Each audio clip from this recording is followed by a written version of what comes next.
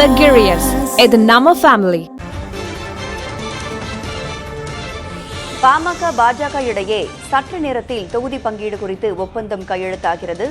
கூடுதல் விவரங்களோடு இணைந்திருக்கிறார் நமது செய்தியாளர் ரகுமான். அவரிடம் பேசலாம். ரகுமான், பாமக வந்துட்டு அதிமுக கூட கூட்டணி அமைக்குமா, பாஜக கூட கூட்டணி அமைக்குமா அப்படின்னு ஒரு கன்ஃபியூஷன் மோட்ல இருந்த நிலையில தற்போது பாஜக கூட தொகுதி பங்கீடு ஒப்பந்தம் கையெழுத்தாக போகுது. பாஜக 10 மக்களவை தொகுதியும் 1 மாநிலங்களவை தொகுதியும் பாமகவுக்கு கொடுக்கறதுனால தான் பாஜக கூட கூட்டணி அமைச்சிருக்காங்களா, இல்ல வேற ஏதேனும் காரணம் இருக்கா? அதிமுக கூட கூட்டணி அமைக்காததற்கு என்ன காரணமா சொல்லப்படுது? அதிமுக கூட கூட்டணி அமைக்கிறதுல என்ன சிக்கல் இருந்துச்சு?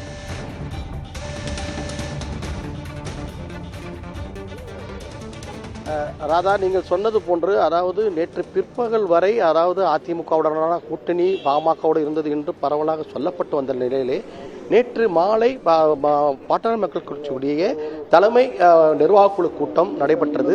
19 பேர் கொண்ட அந்த உறுப்பினர் குழு கூட்டம் நடைபெற்றது. 1 மணி நேர கூட்டத்திற்கு பிறகு அதன் தொடர்ந்து மாவட்ட செயலாளருடைய ஆலோசனை கூட்டம் நடந்தது. இந்த கூட்டத்திலே பாட்டாளி மக்கள் கட்சியுடைய நிறுவன தலைவர் ராமதாஸ் மற்றும் அதனுடைய தலைவர் அன்புமணி ராமதாஸ் உள்ளிட்ட நிர்வாகிகள் ஆலோசனை நடத்தினார்கள். இந்த ஆலோசனையில் அதாவது பாரதிய ஜனதா கட்சியோடு இந்த மக்களவைத் தேர்தலை சந்திக்க வேண்டும் என்ற ஒரு முடிவை அந்த கூட்டத்தில் அவர்கள் எடுத்தார்கள். இந்த முடிவை அந்த கூட்டம் முடிந்து வெளியே வந்த அந்த கட்சியுடைய நிர்வாகிகள் நம்மிடம் தெரிவித்தார்கள். ஆகவே பாட்டாளி மக்கள் கட்சியை பொறுத்தவரை இந்த மக்களவைத் தேர்தலிலே பாரதிய ஜனதா கட்சியோடு போட்டியிடுவது உறுதியாகிவிட்டது.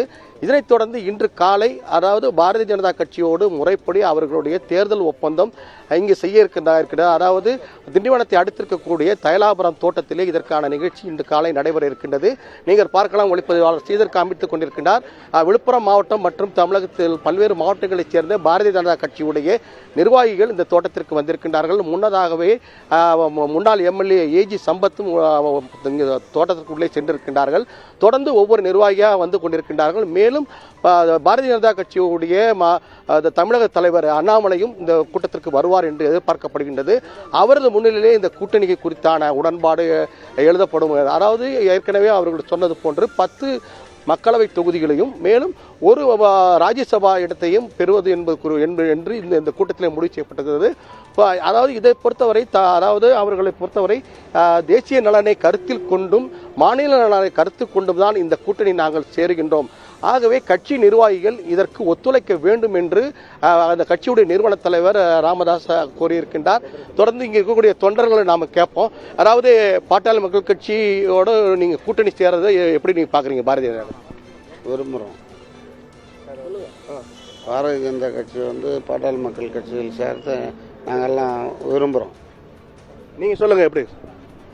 பாட்டாளி மக்கள் கட்சி எங்களுடன் சேர்வது ஒரு பெரிய பலமாக தான் இருக்கும் என்று நாங்கள் எல்லாம் அனைவரும் கருதுகின்றோம். அதாவது இந்த கூட்டத்துக்கு பிறகு இந்த ஒப்பந்தம் வெளியான பிறகு முறைப்படி செய்தியாளர்களை சந்தித்து இந்த கூட்டணி குறித்து அதனுடைய நிறுவனர் ராமதாஸ் அறிவிக்க இருக்கின்றார். அதனைத் தொடர்ந்து அன்புமணி ராமதாஸ் சேலத்திற்கு சென்று பிரதமர் பங்கேற்கக்கூடிய நிகழ்ச்சியிலே பங்கேற்பார் என்றும் எதிர்பார்க்கப்படுகின்றது. ஆகவே இந்த கூட்டம் சந்திப்புக்கு பின்பு முறையான அறிவிப்பு தெரிய வரும். ராதா, நாடாளுமன்ற தேர்தல் தேதி அறிவிக்கப்பட்டிருக்கும் இந்த நிலையில ஒட்டுமொத்த தேசமும் பரபரப்புக்கு பஞ்சமில்லாமலா இருக்குது. தமிழக அரசியலிலும் பல திருப்பு முனைகள் நிகழ்ந்து கொண்டிருக்கின்றன. கூடுதல் விவரங்களை வழங்கியமைக்கு நன்றி ரகுமான். அன்புள்ள கிரியர்ஸ், இது நம்ம ஃபேமிலி.